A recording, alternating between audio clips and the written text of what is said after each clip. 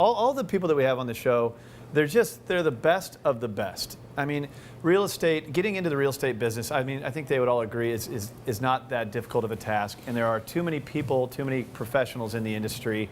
And what that does is by saturating the industry, it can cause you to think that you just go with the person who has a sign in the yard down the street, or maybe someone who is the mom of Johnny on your kid's baseball team, or whatever it may be. That's not how you pick an agent out for your biggest and best investment. That's a poor thing to do. It can set you back, and also your mortgage plan, which isn't just a debt, it's a financial instrument. So we really want to help you align with the right people. I'm going to bring you one right now that is unbelievable. She just got featured in Top Agent magazine. This is her right there on the cover. She's number 4 out of 120,000 Century 21 agents on the globe, on the planet. She's number 1 on the Western region, and she is a top producer and from the Midwest, like me, so it's always great to have her in studio. Melissa Tucci, welcome. Thank you. So guess what I ran into this morning? Who's that? I ran into this. You know what this is? Something that is not, it's even at the top right, it says confidential, not for distribution. You see that right there? I do. Can you confirm that? Don't just look at the red I can confirm. Right, okay. Confidential. So I have all these elite on the show. Now, you can agree they're all outstanding, right? Absolutely. Your Kurt Wannabos, your Brian Lewis, your Pete Middletons, your Rebecca all-stars. For micro markets, everyone's niched. Right. Of all of them and everybody in San Diego, want to see where you are? Sure. You're top dog. Wow. You are this little lady is top, top dog. And you know what? I have ties in the mortgage industry, and I've seen this woman work. I've put her on stage in front of 1,000 realtors before, and what I said to you at that time, and you were there to kind of share some of your advice with the rest of the industry very selflessly. Right. And what I said to the entire audience of 1,000 realtors, I said, there's not one thing she's going to say is going to teach you anything, which probably took you back. And the truth is, because I've seen you, you outwork everybody. You're responsive, you work hard, you hop on every phone call you're responsive to, an email. It's unbelievable watching you work, and it's always cool to have you in here. Well, but you're out of the metro market, Top Agent magazine. Let's start there. Congratulations on that. Thank you. So they've already written the article, but they haven't published it yet, though. Actually, it was just published. It was, so I haven't read it, so I'm the one out of the loop. No, that's okay. So you're going to have to give me a copy of that. Sure. It was in November and December's edition, and basically just talks about how I got started with real estate. So there you are. Yeah, it's a large picture. Sorry about that.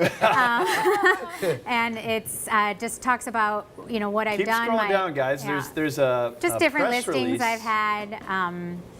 Showing what my experience, what I've done. You got interviewed. I did get interviewed. They, that you have to first pass the interview process, and then they see if they want you in the magazine, and then they see if they want you to be featured on the cover. So it was a really big honor, and very cool. Yeah, I'm very humbled by it. It's a great accomplishment. Congratulations, yeah, Metro Market. So we're talking North Park, Kensington, University Heights, Talmadge. I talked to you this week about buying a house out there. I say it all the time. I said if I was buying a house, I'd probably call Melissa Tucci. I'd call anybody in our elite group, depending on the market. And you started showing me some properties. Pretty cool what's out there.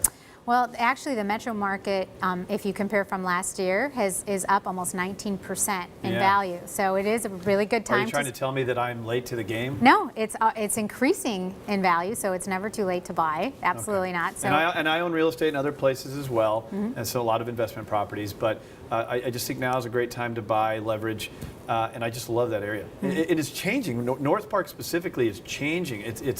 There's more restaurants popping up. There's a lot of culture there, and you go to work there. Absolutely. They even had like a Toyland parade last weekend for the holidays. So there's always different things outside, always different markets, flea markets, fruit markets, things like that on the weekend. Well, let's get into some of these numbers and understand what they mean. So these are the metro area statistics. What are we looking at? Well, I think the biggest one that stands out is North Park has increased almost 64% on the median home price in the past year, which is, I think, a huge, huge change. University Heights, Kensington, Normal Heights, almost 13%. So it's still very affordable to purchase in the metro market. Everything is still medium under 500,000. Great first-time home buyer stuff. Absolutely. In a moment, we're going to have Pete Middleton talking about La Jolla.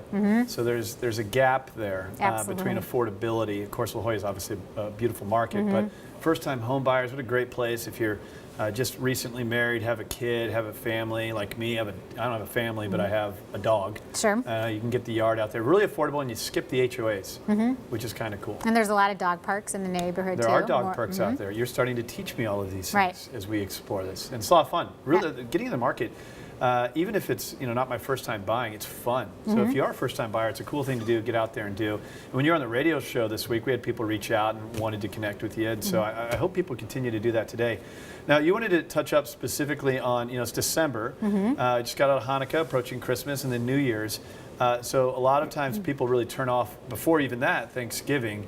So I think that creates a lot of opportunities for buyers and sellers. And you had a list of things that you wanted to address that we need to know during Sure. selling during the holidays. Sure, absolutely. So I think it's a great time to sell, and really you still always want to have your house priced correctly. You definitely want to have all the clutter cleared out. And it's nice to have nice scents and decor for the holidays, as well as curb appeal for keeping it festive, some lights, have it ready to show. A lot of buyers are off during this time of year, so it creates a great opportunity for buyers to look during the holidays because they have a lot of time off of work. Yeah. Now, when you look at buyers versus sellers, I would think on the buying side there's less competition. Absolutely. Right. On the selling side, I think you brought this up on the radio show this week. Just because you list your home in December doesn't mean you have to close and get out of your house when you have relatives coming in town and you're going to celebrate Christmas. It doesn't mean you're So people get nervous that uprooted. they have to You can leave. set up the close of escrow post. Sure, absolutely. Well, usually So how do you do that and still make your home as attractive as possible, and you're getting into offers and negotiating and all that? How do you set up? We're going to close here, but you sign. You allow docs enough here. time to close, and then either create a longer escrow period or do some sort of close and then a rent back, so that you could enjoy the holidays still at your home. So, I mean, the ball's really in your court as a seller in that position, just because you don't have to close on a specific day, so that way you could finish out the rest of the year. How important is that negotiation between agents? I mean, the fact that when you accept an offer and you see, like when we had low inventory, you see all these offers coming through, how important is it the agent that's attached to that deal? Does that play? Very important, because if they don't respond during the counteroffer process, then how are they going to respond during the actual transaction? So you do look for that. Absolutely. Right. And I imagine on the flip side, people probably recognize MGT, Well, Melissa Goldstein yeah. Tucci. That's the hope, just so that way they know that I'm responsive, I'm going to respond back, email back, call back. And that, I mean, you would think as a professional that would be obvious, but it's unfortunately not in this industry. Yeah. Well, thank you for coming in. Sure. Thank you for breaking down our lawyer's title stats that we flashed up there. Thank you for being accessible to our viewers here today. And keep up the good fight. Yeah, thank you very much.